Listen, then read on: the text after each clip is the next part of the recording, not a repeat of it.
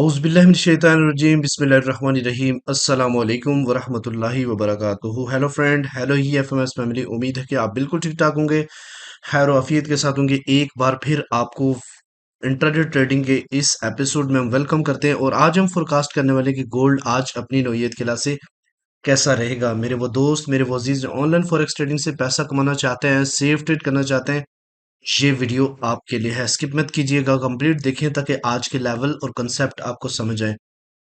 आज हम देखेंगे कौन सा होगा टर्निंग पॉइंट। इसके अलावा DXY की डेली और H4 चार्ट के ऊपर डिस्कशन करेंगे। कौन सा होगा आज अपकमिंग इवेंट जो कि मार्केट के ऊपर इफेक्ट कर सकता है। इसके अलावा H1 और डे वन स्टोरी के ऊपर डिस्कशन करेंगे। और आज हम देखेंगे ऐसा कौन से इंपॉर्टेंट लेवल है H4 के ऊपर जहां से मिलने वाली है आपको बेहतरीन बाय या फिर इंतहाब करोगे बेहतरीन सेल का। डिफरेंट पेयर के टर्निंग पॉइंट देखेंगे। जुड़े रहे हमारे साथ। मैं हूं इरफाक अहमद साकी और आप देख रहे हैं EFMS ट्रेड। मिलते हैं इस ब्रेक के बाद।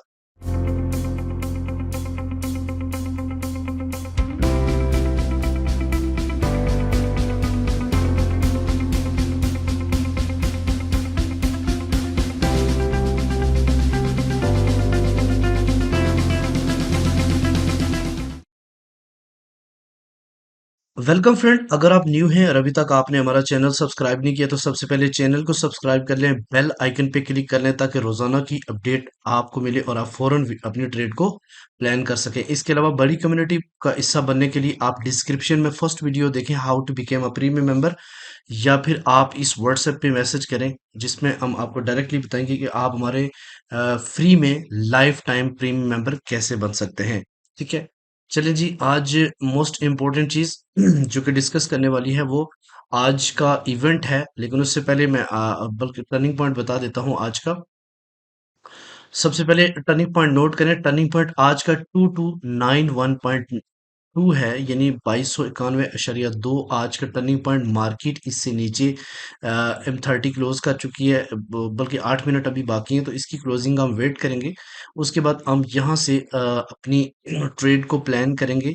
ठीक है, और बहुत क्लोज जो है ना वो हमने इसका स्टॉप लॉस रखना है और सेल करनी है। पहली जो सेल अपॉर्चुनिटी होगी वो 2282 के आसपास, और दूसरी जो टेक प्रॉफिट होगा वो 2274, और फाइनली जो है ना वो 2265 के आसपास रहेगा। ठीक है, इसके अलावा अगर M30 इसके ऊपर जाके क्लोज होती है तो हम फिर क्या करेंगे, आप सभी जानते हैं, और आप लोगों को CP ट्रेड करना आता भी है। ठीक है, और फिर आपने जो लो लगा है इसके नीचे SL रख के आपने बाय करना है। तो बाय का जो पहला टेक प्रॉफिट होगा वो 2297 के आसपास, उसके बाद फिर 2302, और फाइनली जो है ना वो 2313 के आसपास, जहां पे आपको 38 या 50% रिट्रेसमेंट मिलेगी। ठीक है, अच्छा, ये थे आपके टर्निंग पॉइंट के हवाले से ट्रेड। इसके अलावा सबसे पहले देखते हैं आज कौन से इंपॉर्टेंट इवेंट हैं जो कि मार्केट के ऊपर इफेक्ट कर सकते हैं। सबसे बड़ी मोस्ट इम्पोर्टेंट के मंथली क्लोजिंग हो चुकी है जो कि 2300 से नीचे हुई है। तो ये चीज क्लियर इंडिकेशन कर रही है कि मार्केट मजीद डाउन साइड की तरफ जा सकती है। उससे पहले आज वेनेसडे है और आज बहुत ही ज़्यादा इम्पोर्टेंट अपडेट है, इम्पोर्टेंट न्यूज़ है। तो उसके हवाले से मैं थोड़ा सा बताता चलूँ कि कौन सी इम्पोर्टेंट मेजर न्यूज़ है जो कि DXY को मजीद पावरफुल कर सकती हैं। तो सबसे पहले देखते हैं वेनेसडे, आज फर्स्ट डे है और फर्स्ट डे में आज 4:15 पे ADP non farm change employment है।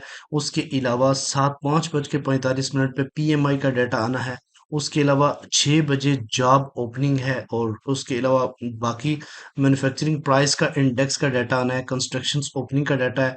उसके अलावा ये जो लो इम्पैक्ट डाटा है, क्रूड ऑयल का डाटा भी आ जाएगा। इसके अलावा रात को 10 बजे फेडरल फंड रेट्स आने, मोस्ट इंपॉर्टेंट डाटा है। ठीक है, और चांसेस यही है कि आज भी ये 5.5% पॉज रहने वाला है, इसको चेंज नहीं करेंगे। इसके अलावा FOMC स्टेटमेंट है और FOMC प्रेस कॉन्फ्रेंस है, और प्रेस कॉन्फ्रेंस में मार्केट बहुत ज्यादा वोलेटाइल हो सकती है। इसलिए आज अपनी ट्रेड को प्रॉपरली SL के साथ प्लान करें। ठीक है, अच्छा जी। सबसे पहले चलते हैं आज के DXY के हवाले से। तो DXY का थोड़ा सा मैं आपको बताता चलूं।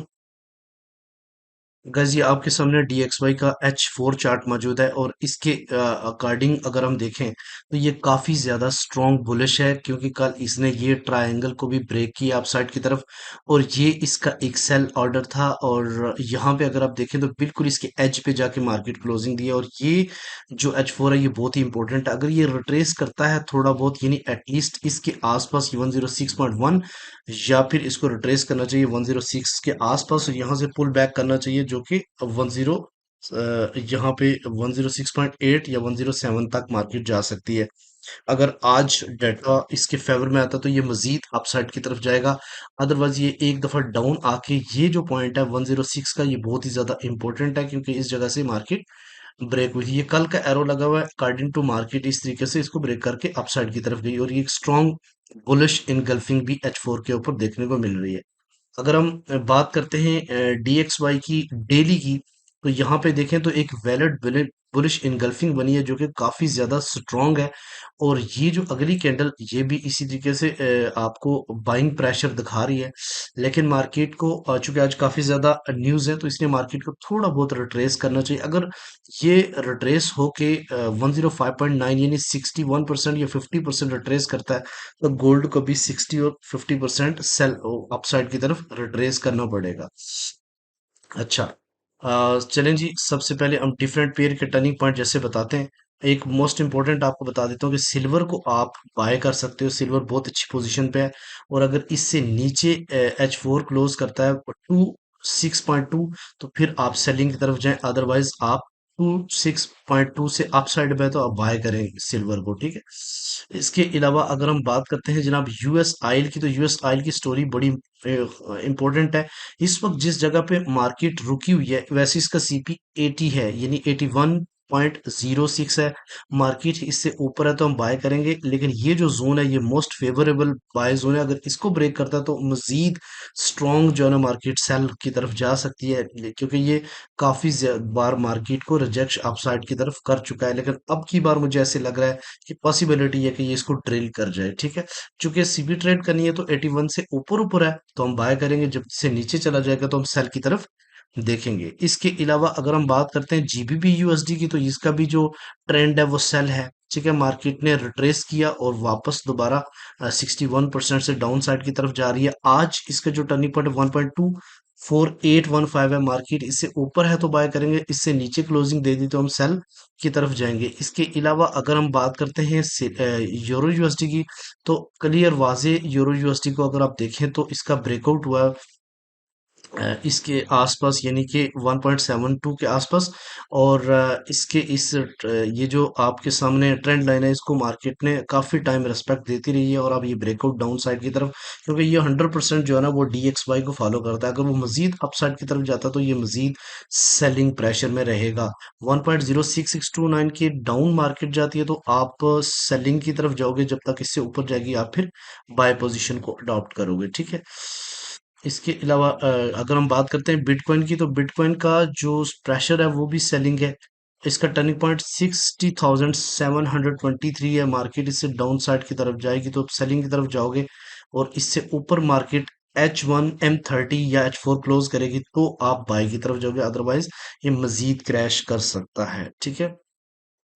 यहाँ पे सेलिंग थोड़ा सा आपने ग्रेज करनी है, क्योंकि ये जोन जो है ना वो थोड़ा सा बाइंग जोन है। और अगर 59 को ब्रेक करके डाउन साइड की तरफ जाए तो आप मजीद सेलिंग की तरफ जा सकते हैं, ठीक है।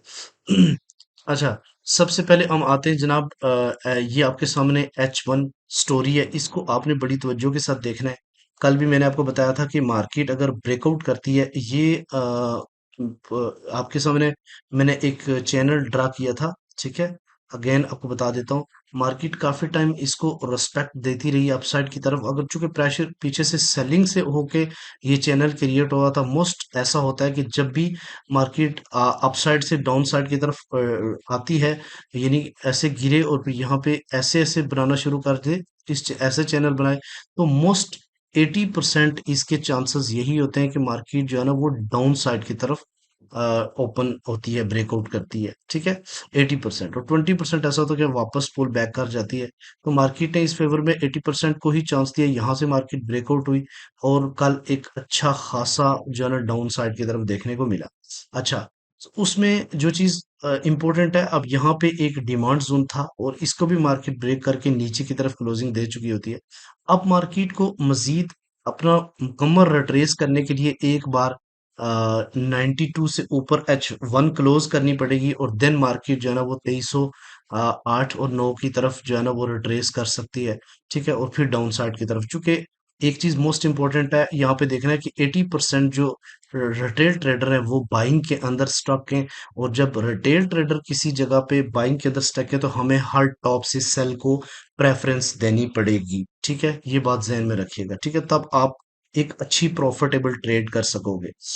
उसके अलावा अगर हम देखते हैं कि ये डिमांड जोन यहाँ पे एक है, वो मैं वो बताता हूँ कौन सा एरिया है।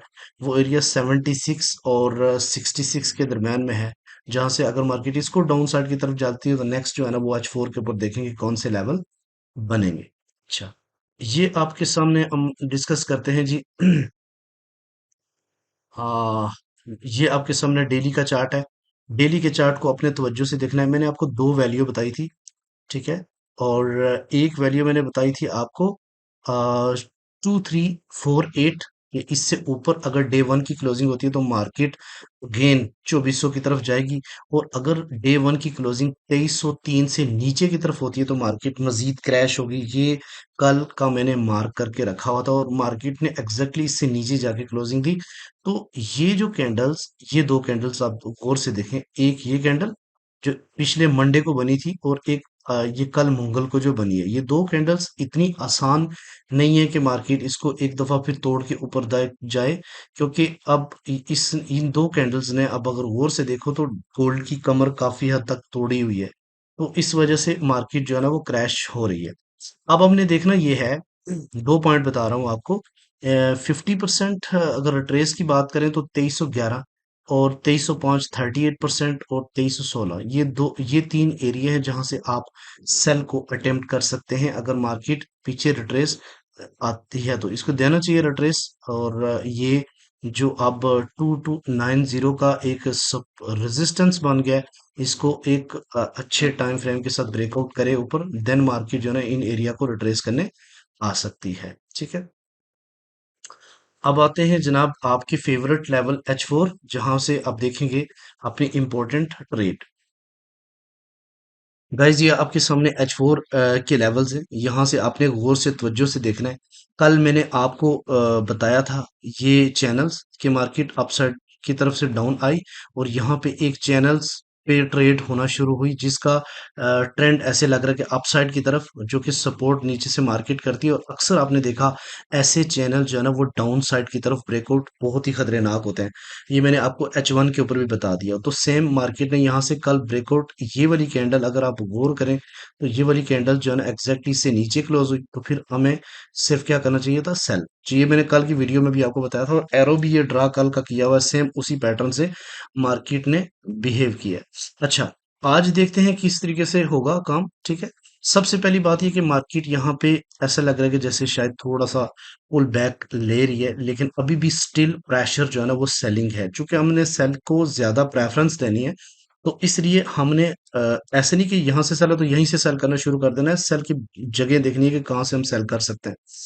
सबसे पहले इसके अगर हम फिब टूल अप्लाई करते हैं, जो कि मार्केट का कल इतना बड़ा प्रेशर रहा डाउन साइड की तरफ, तो देखते हैं कौन कौन से इंपॉर्टेंट लेवल बनते हैं। यहाँ से मार्केट कल गिरती है और इस साइड पे एरिया की तरफ आती है, ठीक है। ऑलमोस्ट अगर देखें तो जो लेवल आपको सामने आ रहे हैं वो है गोल्डन, जो लेवल है वो है 61% और 50%, यानी 61% जो है ना वो 2323 का एरिया बनता है, और 50% जो है ना वो 2316। तो 38% R1 रहेगा, और R2 जो है ना वो हम 61% कंसीडर करेंगे, ठीक है। अच्छा, ये चीज अब हम देखते हैं कि इसके अकॉर्डिंग हम कैसे ट्रेड को प्लान कर सकते हैं। अगर मार्केट यहाँ से फर्ज करो डाउन साइड की तरफ मजीद डाउन गिर जाती है और रिट्रेस नहीं लेती, तो सबसे पहली जो सपोर्ट मार्केट को मिलेगी वो 2277 का एरिया है। यहाँ पे आप बुलिश इनगल्फिंग देखोगे तो बाय की तरफ जाओगे, वरना आपने जो सेल होल्ड की हुई है उसका कुछ परसेंटेज यहाँ पे आप कर सकोगे, बुक करो। उसके अलावा अगर यहाँ पे मार्केट कोई ऐसा बिहेवियर नहीं देती तो नेक्स्ट जो स्टॉप होगा वो 2260 का होगा। यहाँ से आप बुलिश इनगल्फिंग देखोगे। और ये चीज ध्यान में रखिएगा, जब बुलिश इनगल्फिंग बनती है तो ऐसा नहीं कि मार्केट कोई $50 पीछे मुड़ जाएगी। एटलीस्ट आपको 70 to 80 पिप्स देती है तो इनफ है। जैसे कल मैंने आपको बताया था कि 2303 या 4 के ऊपर बुलिश इनगल्फिंग बनती है तो बाय जानो, और एग्जैक्टली मार्केट ने बनाया। और मार्केट 2314 यानी 2314 के ऊपर गई, यानी एटलीस्ट 100 पिप्स बैक। तो इतना बहुत होता है आपको अपने प्रॉफिट बुकिंग में। इस अगर इससे डाउन साइड की तरफ जाती है तो 2236 और 2240 का एरिया है, जो कि एक स्ट्रॉन्ग बाइंग जोन कंसीडर किया जाएगा। इसके अलावा अगर मार्केट रिट्रेस करती है तो सेलिंग अपॉर्चुनिटी कहाँ कहाँ से बनेगी। पहली अगर देखें तो 2309, यहाँ पे आपने देखना है बेरिश इनगल्फिंग। इस ध्यान में रखिएगा, गोल्ड है, इसका कुछ भी भरोसा नहीं है, ये मजीद अपसाइड की तरफ भी जा सकता है, जिसके चांसेस कम है, लेकिन फिर भी हमें एहतियातन ट्रेड करनी पड़ेगी। 2309। और इसके अलावा अगर सस्टेन करती है तो 2323 का एरिया है, जो कि 61% बनता है आज के रिट्रेस का, जितनी भी मार्केट डाउन साइड की तरफ गई। और अगर स्ट्रॉन्ग सेलिंग की बात करें तो 2346 और 2350। अगर आपको याद हो तो मैंने वीकली वीडियो में ये बात बताई थी कि ये दो एरिया हैं जहां से आप सेल कर सकते हैं। बहुत सारे लोगों ने कहा सर आपकी वीकली वीडियो में लगा है कि मार्केट डाउन साइड की तरफ जाएगी, तो एग्जैक्टली मार्केट अल्हम्दुलिल्लाह उसी तरीके से मार्केट ने डाउन साइड की तरफ रुख की है। Thank you. मिलते हैं नेक्स्ट वीडियो में। अपना रखिएगा बहुत सारा ख्याल। अल्लाह हाफिज।